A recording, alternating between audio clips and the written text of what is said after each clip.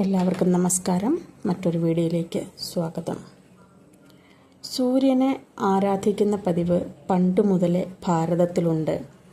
പ്രത്യക്ഷ ദൈവവും പ്രപഞ്ചത്തിൻ്റെ ഊർജ സ്രോതസ്സുമായ സൂര്യഭഗവാനെ വിഗ്രഹരൂപത്തിൽ പ്രതിഷ്ഠിച്ചിരിക്കുന്ന കേരളത്തിലെ അപൂർവം ക്ഷേത്രങ്ങളിൽ ഒന്നാണ് കോട്ടയം ജില്ലയിലെ കടത്തുരുത്തിക്കടുത്ത് ഇരവിമംഗലത്ത് സ്ഥിതി ചെയ്യുന്ന ആദിത്യപുരം സൂര്യക്ഷേത്രം. അപൂർവതകളും അതിശയങ്ങളും ഒന്നിനൊന്നിന് ചേർത്ത് നിൽക്കുന്ന ക്ഷേത്രമാണ് ആദിത്യപുരം സൂര്യക്ഷേത്രം. സൂര്യദേവ പ്രതിഷ്ഠയുള്ള കേരളത്തിലെ ഏക ക്ഷേത്രമാണ് കോട്ടയം ജില്ലയിലെ ആദിത്യപുരം സൂര്യക്ഷേത്രം. പല ക്ഷേത്രങ്ങളിലും സൂര്യനെ ഉപദേവതയായി പ്രതിഷ്ഠിച്ചിട്ടുണ്ടെങ്കിലും പ്രധാന ദേവതയായി സൂര്യനെ പ്രതിഷ്ഠിച്ചിരിക്കുന്ന ഒരു ക്ഷേത്രം കൂടിയാണ് ആദിത്യപുര ക്ഷേത്രം. സൂര്യ ചൈതന്യവും അനുഗ്രഹങ്ങളും നിറഞ്ഞു നിൽക്കുന്നു എന്ന് വിശ്വസിക്കപ്പെടുന്ന ആദിത്യപുരം ക്ഷേത്രത്തിനെ കുറിച്ച് പറയാം. കേരളത്തിലെ ഒരേ ഒരു സൂര്യക്ഷേത്രം സ്ഥിതി ചെയ്യുന്ന ആദിത്യപുരം ക്ഷേത്രം അറിയപ്പെടുന്ന ഒരു തീർത്ഥാടന കേന്ദ്രം കൂടിയാണ് ഇന്ന്.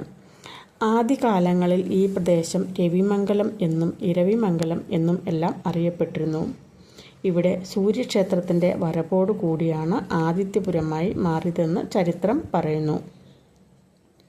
തപസ്സിരിക്കുന്ന രീതിയിലുള്ള അത്യപൂർവമായ പ്രതിഷ്ഠയാണ് ഇവിടെയുള്ളത്. ശംഖും ചക്രവും ഓരോ കൈകളിലും മറ്റു 2 കൈകൾ മടിയിൽ വെച്ച് തപസ്സനുഷ്ഠിക്കുന്ന പ്രതിഷ്ഠാഭാവത്തിലുള്ള ശിലയാണ് നിർമ്മിച്ചിരിക്കുന്നത്. പടിഞ്ഞാറാണ് വിഗ്രഹത്തിൻ്റെ ദർശനം. പ്രപഞ്ച സൃഷ്ടിയുടെ സമയത്ത് മറ്റു ദേവഗണങ്ങളെ അപേക്ഷിച്ച് സൂര്യന് മാത്രമേ പ്രത്യക്ഷ രൂപം ഉണ്ടായിരുന്നുള്ളൂ എങ്കിലും ശക്തി മറ്റു ദേവന്മാർക്കുള്ളതുപോലെ തന്നെയായിരുന്നു സൂര്യഭഗവാനും ഉണ്ടായിരുന്നത്. ഇതിൽ അസംതൃപ്തനായിരുന്ന സൂര്യദേവൻ മഹാമായയെ തപസ്സു ചെയ്യുകയും മഹാമായ പ്രത്യക്ഷപ്പെടുകയും ചെയ്തു.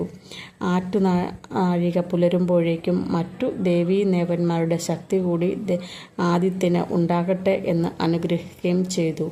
ഈ തപസ് അനുഷ്ഠിച്ചുകൊണ്ടിരിക്കുന്ന രൂപത്തിലാണ് സൂര്യഭഗവാന് ഇവിടെ പ്രതിഷ്ഠിച്ചിരിക്കുന്നത്.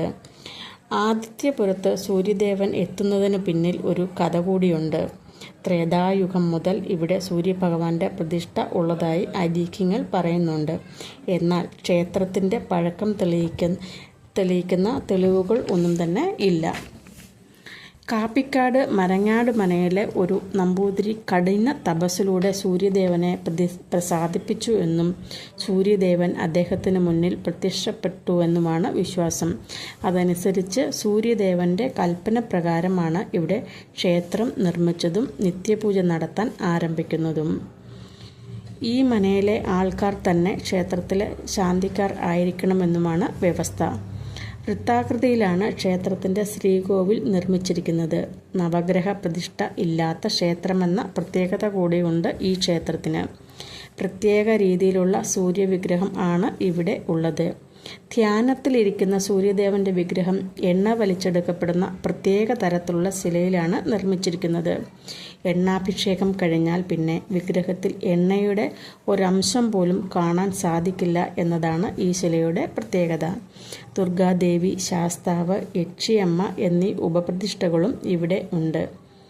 മറ്റു ക്ഷേത്രങ്ങളിൽ നിന്ന് വ്യത്യസ്തമായി രക്തചന്ദനമാണ് ഇവിടുത്തെ പ്രസാദം. ആദിത്യപുരത്ത് മാത്രമേ ഇത്തരത്തിലൊരു പ്രസാദം വിശ്വാസികൾക്ക് നൽകുന്നുള്ളൂ. കൂടാതെ രക്തചന്ദന കാവടി കൊണ്ടുള്ള അഭിഷേകം ഇവിടുത്തെ പ്രധാന ചടങ്ങാണ്. മേടമാസത്തിലെ അവസാനത്തെ ഞായറാഴ്ചയാണ് ഈ രക്തചന്ദന കാവടി നടക്കുന്നത്. ക്ഷേത്രത്തിൻ്റെ പ്രധാന ഉത്സവം നടക്കുന്നതും മേടമാസത്തിലാണ്.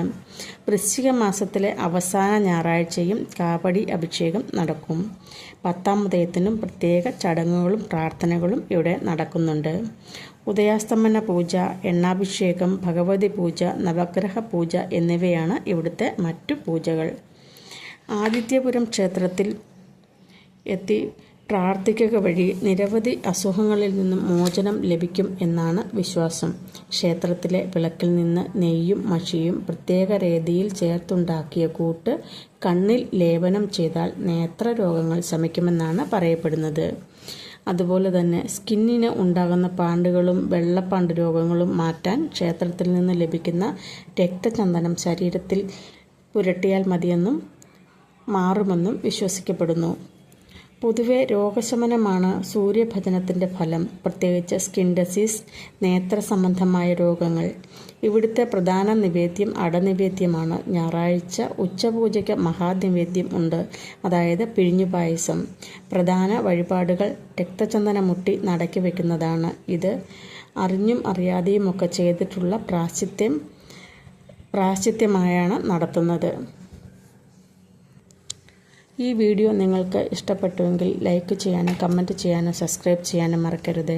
Thank you.